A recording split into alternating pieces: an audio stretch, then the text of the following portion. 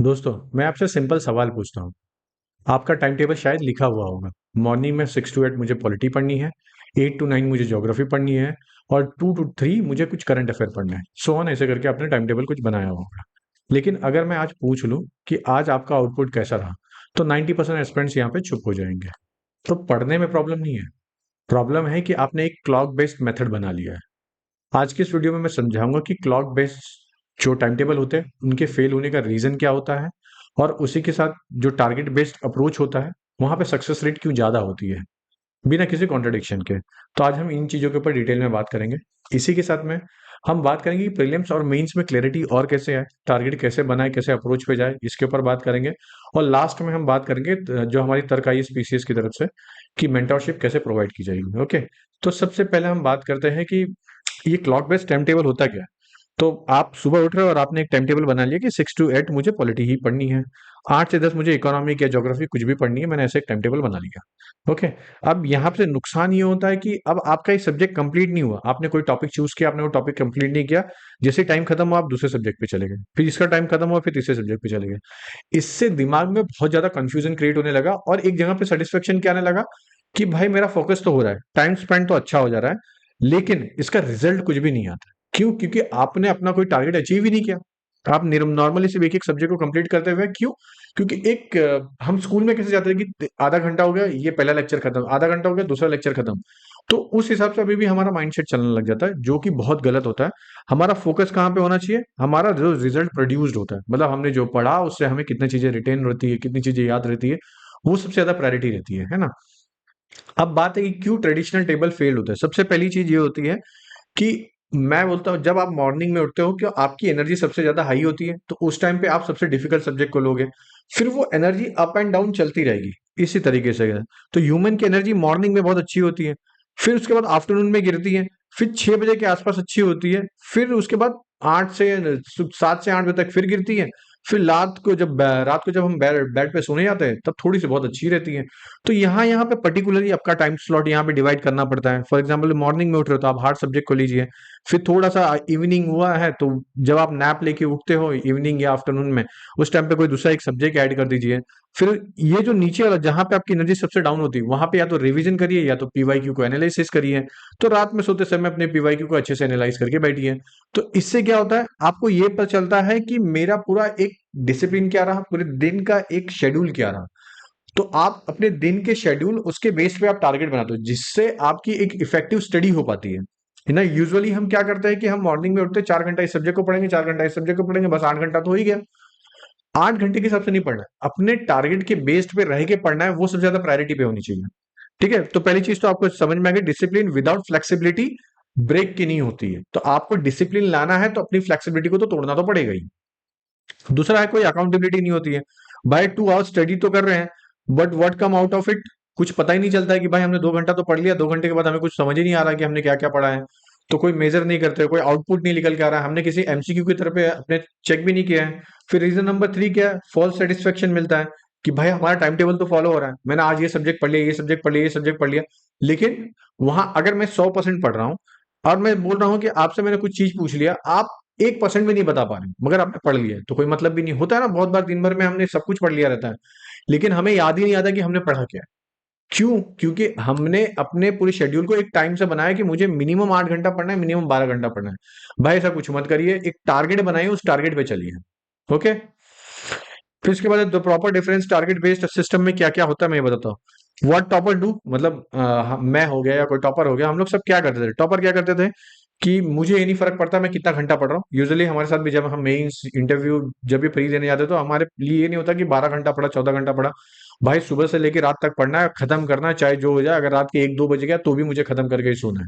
तो हमारे लिए था कि हमारा टारगेट कंप्लीट होना चाहिए, ना कि हमारा टाइम स्लॉट कंप्लीट होना चाहिए। पहली चीज तो ये है। तो इससे क्या होता है, एक तो टारगेट बेस्ड अप्रोच में सबसे पहली बात तो आपको डेली एक क्लियर गोल मिलता है कि हाँ मुझे इतनी चीजें ही पढ़नी है। ये हमारे क्या होता है कि ये हम अपने लेक्चर में देते हैं, जब भी सॉरी लेक्चर जब भी हमारा टारगेट दिया जाता है हमारे बैच में पेड में, तो वहां पे हम टारगेट देते हैं डेली का। आपका आउटपुट वहां से पता चलता है कि आपका आउटपुट कितना अच्छा रहा, आपने कितने अच्छे से उसको पढ़ा। फिर focus on completion and clarity, आपकी क्लियरिटी आती है कि हाँ मेरी अब स्पीड ये है, मेरा कॉन्सेप्ट ये है और मैंने इतनी सारी चीजें अब कंप्लीट कर ली है। ये टारगेट पोस्ट में अच्छा रहता है। एग्जाम्पल क्या होता है कि वेरी इंपॉर्टेंट यूज क्या क्या पढ़ते हैं, जैसे क्लॉक बेस्ड में क्या होता है, स्टडी पॉलिटी फॉर 2 आवर्स पढ़ते हो, लेकिन मैं वहीं पे बोलूंगा मैं फंडामेंटल राइट्स है, डीपीएसपी मैंने ये कॉन्सेप्ट पूरा पढ़ लिया विथ 10 MCQ। तो दोनों में से आप बताइए सबसे अच्छा सा कौन सा होगा। मतलब मैं दूसरे अप्रोच में टारगेट बेस्ड वाले में मैंने मुश्किल से 1 घंटे में मैंने पूरा फंडामेंटल राइट्स पढ़ लिया, लेकिन यहाँ पे मैंने 1 घंटे में फंडामेंटल राइट डीपीएसपी दोनों पढ़ लिया। मगर मैं पूछ लूं आपसे फंडामेंटल राइट क्या है, तो आप वो 2 घंटे के अंदर पढ़ी हुई चीजें याद नहीं रहेगी, लेकिन यहीं पे मैंने पढ़ने के बाद एमसीक्यू लगा ली, तो मुझे वो चीजें हमेशा के लिए याद रह जाएगी, है ना। तो सेम सब्जेक्ट है बट वेरी डिफरेंट इम्पैक्ट्स पे क्रिएट करता है। क्यों करता है? क्योंकि आपने अपना अप्रोच चेंज किया। ठीक है, वो वाई टारगेट वर्क। तो टारगेट क्यों काम करता है? सबसे पहला क्या होता है कि आपकी आउटपुट बताता है कि आपने इतनी पढ़ी है। जैसे कि मैं अभी आपसे बात कर रहा हूं तो मेरा एक आउटपुट है, मैं उस तरीके से आपको बता पा रहा हूँ। फिर रिवीजन इजी हो जाता है। क्यों? क्योंकि आपने उस पढ़ते समय अपने कहीं बुक में एंट्री मार ली, कहीं उसका शॉर्ट नोट्स बना दिया अच्छे से लिखते समय। तो उससे क्या होता है कि आपको वही चीज बार बार रिवाइज होती है, प्रीलिम्स और मेंस की इंटीग्रेटेड नेचुरली तैयारी हो जाती है। कॉन्फिडेंस इंक्रीज होता है क्योंकि आपने आज जो पढ़ा है, आज आपने 6 घंटा पढ़ा है, तो 6 में से आपने 5 घंटे की चीजें याद रखी है। ये सबसे इंपॉर्टेंट होती है ना। अब बात आती है कि प्रीलिम्स और मेंस में क्लियरिटी कहाँ से आएगी भाई, यही टारगेट के बेस पे। तो वन टॉपिक है कि प्रीलिम्स और के लिए एमसीक्यू चलता है, मेंस के लिए आंसर आंसर का फ्रेमवर्क, राइटिंग, ये सब चीज करनी रहती है। तो दोनों के टारगेट कैसे डिसाइड करेंगे, मैंने ऑलरेडी एक टाइम टेबल के बेस पे एक वीडियो बनाया है, जाके प्लीज देखिए उसको। वहां पे मैंने बहुत डिटेल में समझाया है कि कैसे टाइम टेबल के अप्रोच पे चलना चाहिए, आपको कौन कौन से दिन पे कौन कौन से सब्जेक्ट करने हैं, सबसे पहली चीज। तो यहाँ पे confusion clearing and the fab plan connection क्या क्या है। तो फैब का मैंने पूरा फैब तक आपको एक प्लानिंग पूरी दे दी है, तो वहां पे आप जाके इंटरलिंक कर सकते हो कि आपका फैब प्लान क्या था, जिसमें मैंने डेट वाइज टारगेट दिया है, वीकली टेस्ट के भी बारे में बताया है, नो रिजिट आवर्स के बारे में बताया कि हाँ आपको डेली 8 घंटा, 9 घंटा, 10 घंटा पढ़ना ही पढ़ना है भाई, आपका बस टारगेट पूरा होना चाहिए जो भी आप लिख रहे हो। स्टडी रिवीजन कैसे करनी है, वो सब चीजें मैंने बहुत अच्छे से समझाई है। लेकिन अब होता क्या है कि हम क्या करते हैं, I am not against time table, मतलब मैं ये नहीं बोलता कि आप टाइम टेबल ही, मतलब आपका टाइम टेबल बेकार है कि आपने क्लॉक बेस्ड कर रहे हो तो बेकार है, मैं ये नहीं बोल रहा हूँ। मैं ये बोल रहा हूँ अगर आपको क्लॉक बेस्ड करना भी है तो टारगेट बेस्ड पे जाइए, ना कि समय के बेस्ड पे जाइए, है ना। तो इससे क्या होता है कि यहाँ से आपको ये समझ में आएगा कि मैंने इतने महीने में इतने सब्जेक्ट खत्म कर दिए। ये टाइम टाइम पे आप सब्जेक्ट ही नहीं खत्म कर पाओगे। इसके लिए मैंने उस फरवरी तक के शेड्यूल में मैंने आपको बहुत अच्छे से समझाया है कि किस तरीके से आप वहां पे जाके अपना एक डेट अपने शीट रख लीजिए अपने टेबल पे एंट्री करके, आज मैंने ये सब्जेक्ट कर लिया, मैंने ये कर लिया, ये कर लिया, आपको वहां पे जाके एंट्री कर देनी है। इससे डिफरेंस ये क्रिएट होता है कि अब आपके दिमाग में कॉन्सेप्ट क्लियरिटी आ गई ना, कि मैं अब जो दिन भर में पढ़ रही हूँ या पढ़ रहा हूँ मुझे वो चीजें याद रहनी है। वरना ऐसा हो जाता है कि मैं 2 घंटा पढ़ लिया। मेरे साथ क्या होता था, मैं यूजुअली वो बताता हूँ, जब भी मैं सुबह जाता था लाइब्रेरी, जैसे ही पहुंचता और मैंने आज सुबह सुबह पढ़ के पहले मोटिवेशन कोई वीडियो देख लिया, फिर उसके बाद पढ़ने बैठ गया, फिर पढ़ने तो बैठ गया, लेकिन मुझे ये रहता कि मैं 3-4 घंटे में मुझे ये सब्जेक्ट खत्म कर देना है। मैंने वो सब्जेक्ट खत्म कर दिया, फिर 3-4 घंटे में ये सब्जेक्ट।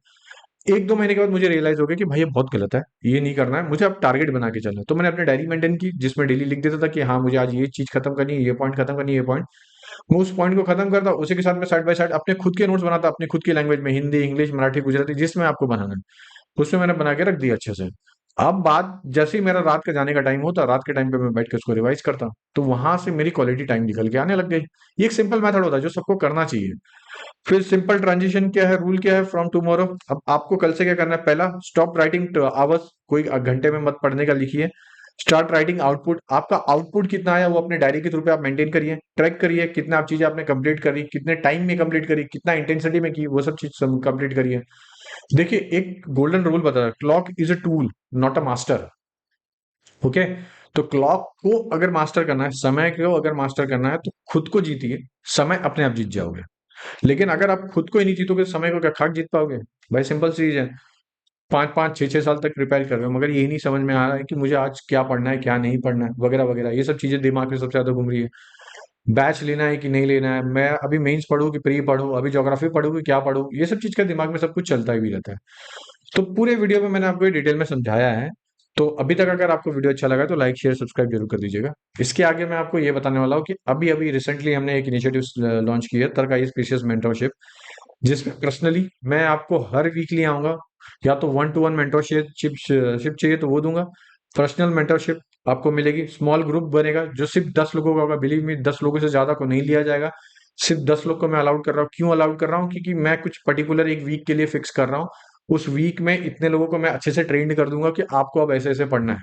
इसके अलावा आपको कुछ नहीं करना, बहुत डिटेल में उनके हर एक दिन का शेड्यूल बना के दूंगा। हर एक चीज अच्छे से बताऊंगा, इवन हाथ पकड़ के चलाना सिखा दूंगा, इतना तक है। पूरा डिटेल में आपको सिखा दूंगा। तो स्मॉल ग्रुप क्रिएट करेगा 10 लोगों का, जिसमें क्या होगा, आपको करेक्ट डायरेक्शन भी प्रोवाइड करूँ, भाई ये बुक को इस तरीके से पढ़ते हैं, इस करंट अफेयर को इस तरीके से करते हैं, इस पीवाईक्यू को इस तरफ से सोचिए, मतलब इस तरीके से मैं बताऊंगा। हर वीकली होगा, 1 से 2 घंटे का लेक्चर होगा। मुझे फोन पे आप डेली एक बार आप बात कर सकते हो आराम से, कोई दिक्कत नहीं रहेगी, है ना। तो ये किसके लिए, तो कोई शॉर्टकट नहीं बता रहा हूँ, एक इजी पाथ नहीं बता रहा हूँ, मैं बस आपको एक डिसिप्लिन और राइट गाइडेंस देने आया हूँ यहाँ पे। आपके शेड्यूल, आपका दिनचर्या कैसा होना चाहिए, आपको कैसे कैसे शेड्यूल करना है, वो सब कुछ बताऊंगा। हिंदी इंग्लिश मीडियम दोनों के लिए रहेगा। ओके। तो ये सबके लिए नहीं है, पहली बात तो ये है। ये 10 लोगों को अगर मैं ले रहा हूँ तो वो मेरी मर्जी के ऊपर होगा कि वो 10 लोग कौन होंगे, जो पढ़ते अच्छे से होंगे, जो सीरियस होंगे, मैं उनको ही लूंगा।